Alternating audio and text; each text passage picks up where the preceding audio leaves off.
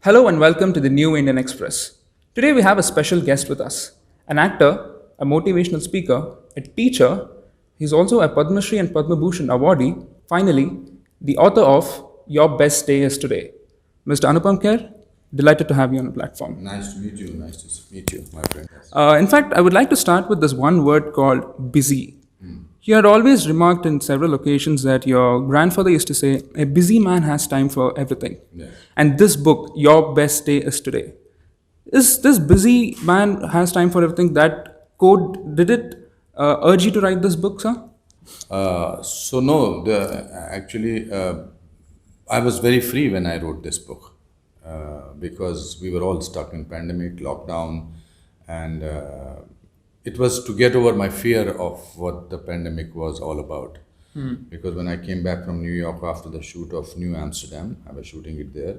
I thought in New York people may be paranoid unnecessarily, and that's why they are all this. But India is vibrant. India is always moving on, whatever the situation is. But when I landed in Mumbai and I saw the situation at the airport, nobody there, and on the streets, completely nobody. It was looking like a set of Will Smith's film called I Am Legend, that no, the world has come to an end. Correct. As an actor also, when I have to do difficult scenes, I write them down. It sort of makes me feel that I'm connecting with I'm writing my fear. When you spell your fear out, when you say that this is what I'm scared of, I'm nervous, I'm scared, then the feeling of all those emotions becomes less. So busy is not the thing. That is because everybody used to tell me that I have done 518 films and then you write books, and as you said, I'm a teacher, I'm a motivational speaker. How can you do so many things? That is where I quote my grandfather saying that my grandfather used to say, a busy man has time for everything. Great.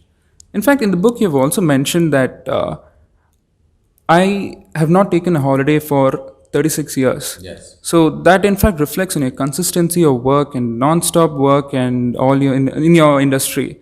How is it possible? What advice would you give to youngsters and a lot of other people from other sectors to keep yourself going and keep your work going? So there are two reasons for this. One is that you need a holiday from something when you don't enjoy your job. Then you need a holiday. If I was in a steel plant, if I was in an office, maybe I would have. I wanted all my life wanted to be an actor, and there God gave me opportunity to be an actor. So why should I be wanting holidays? For me, acting is like holiday. For me, my job takes me to various places. The other thing is that when you're relaxed, you why do you go to holiday? To relax. To relax. I'm a relaxed person in any case.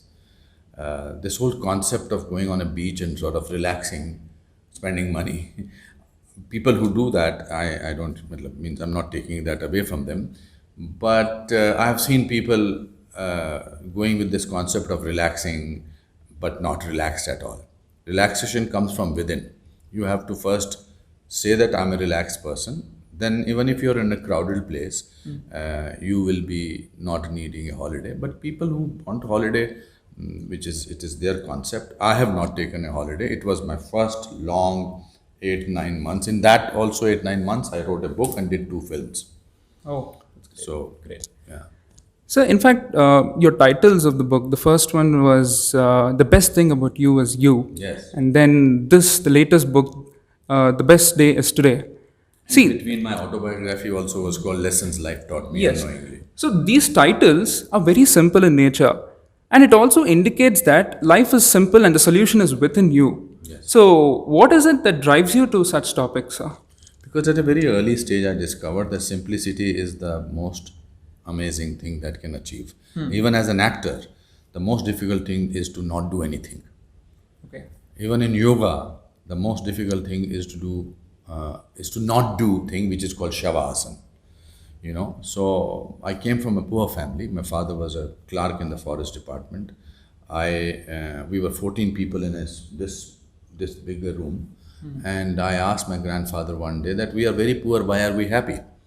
So his answer was amazing. He said, when you are very poor, the cheapest luxury available is happiness. Oh. So I think it's all. I know I may sound like some kind of a guru or something like that. Now I've been started calling Guru Kher. My titles are simple because I want people to relate to the book. Correct. The People who pretend don't like themselves. No, the very title says the best day is today, the best thing in you is you. So, we did not look for a far fetched solution to complicate our lives or to face the challenges. The simple word itself is very thought provoking. So, how did you come up with such So things? the book, the latest book, Your Best Days Today, came from when I finished writing the book, and me and my publishers, Hay House Publishers, we were thinking. They suggested a few titles, and I was not very happy. I thought the book is from within me. I'm not an author. I'm not. I'm an accidental writer because I feel the need to communicate. Then I remember my mother, when we were in the primary school, she used to drop me and my younger brother to the school gate with the bowl of curd rice. And at the school, she wanted to give me some sense of security. And she, in Kashmiri, used to say, I will say it in Kashmiri and then translate. She used to say, Jon azuk dochu sarne ko jan, which translated into your best days today. Okay. So, a mother telling their 9-year-old child that your best day is today at the gate of the school, then it did not bother to us whether we were coming first in the class or not, whether we were the best sports people or not, because mother said, your best day is today, so it must be the best day. So, that's how the title of this book came up, and that's why the book is dedicated to my mother. It's nice how the example starts just within your home. Everything starts with your home. Everything starts at home. Yeah. Unfortunately, in today's time, we don't sort of make an atmosphere of learning at home. All my learnings have come from my chaotic family. Okay. They were chaos. They were not the most educated people. One of my uncles failed in 8th standard 7 times, but he always had an answer for something. So, in fact, he was promoted to 9th standard on compassionate grounds. Okay. Yes, because all his class fellows started calling him uncle in the same class. Okay. So that's the joy of living in a joint family. That's the joy of living in a small town. So let's talk about the pandemic. In fact, you had mentioned in another interview that it's a fear of unknown. And the best thing, see, what I did during the pandemic was, in fact, I started looking at all my old memories, revisiting my school days, seeing my small photos.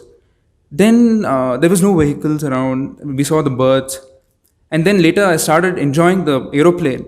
We all see this usually, but then during the pandemic, when all these were off, we started looking at the small things, started mattering a lot. So you had mentioned this, articulated this in your book very well. So what are those? What are those small things that you feel? These are the same things I noticed, Okay. and these are the same things which the whole world must have noticed. Okay. We are running fast nowhere. Before this, we got a pause. We got a pause on a universal pause. As an actor, pause means, my teacher used to say, the more you can hold a pause, the better as an actor you are. But pause is to stop. When you pause, you breathe properly. So I started also noticing birds chirping. I never thought in 39 years that there were birds in Bombay. I never thought the sky of Mumbai was blue, because the world around us, which we had created, the world was always around us. Those things were always there, but our world had become different. So that's why I always say that pandemic will give us much more than it has taken away from us. So it's more of a learning period to revisit and recourse our directions. Everything is a learning period. Everything. The point is that we are too busy trying to be somebody else. Okay. We are not happy with who we are. We are always trying to sort of live a life of somebody else, because in this world we are made to feel that somebody else is doing better than you. New Indian Express, somebody else is doing better than you. Some other publication is doing better than you. So instead of enjoying who you are, you try to be who the other person is. Okay. My grandfather was once eating food, and he was making this sound while eating. The munching sound. Yeah, munching sound. And my mother, who was a young lady at that time, and she said, "What are you doing, Babaji? You are making so much of sound." And he said, "I'm enjoying my food. The problem is yours." So I think life is simple. That's what my books are. It's very simple. They are not trying to dwarf anybody. They are not trying to make somebody feel, "Oh my God, Anupam Kher is so intelligent." We are all intelligent people, and the idea for me to write is not to write a classic, but to make a difference in somebody's life. Great. So since you're in Bangalore, let's talk about the city. What memories do you recall of Bangalore city, and what is the most The most places you look up to when you come to Bangalore. So I love this city. For me, a city is important when the people are important. To me, a city is made by its people. So I find the people very chilled here, very relaxed, chilled. I'm talking about from the time I used to go from here to Mysore to do films, and then from Mysore to Ooty, and then when I did my first film, I also directed a film. The only film I directed, Om Jai Jagdish, I shot for that in Bangalore. I love the greenery, especially of this amazing Taj West End Hotel. I today opened and I put my whole story that I have never opened the door of my room, and it has opened to a beautiful jungle of greenery. I love this place. Special about Bangalore is also Taj. Special about Bangalore is RR Biryani.